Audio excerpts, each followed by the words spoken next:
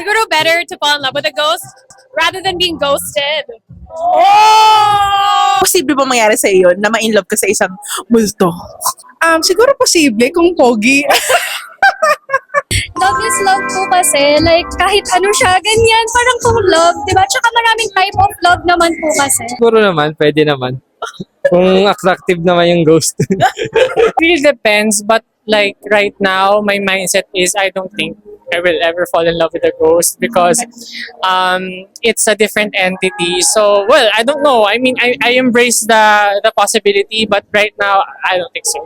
Sige, may iba naman tayo. Yes, ako. Kasi malawak ang pag-ibig eh. 'Di ba? Hindi natin alam. Kumbaga, there are endless possibilities when you fall in love. So, hindi mo alam, 'di ba? Minsan nga, yung hindi mo ina-expect na tao, doon ka pa na-in love eh. So, what if multo 'yun? 'Di ba? Malay mo naman, sobrang ganda o sobrang gwapo ng multo. Multuin mo na ako gabi-gabi. For me, I believe in many kinds of love, different kinds of love languages. I think it goes beyond the physical.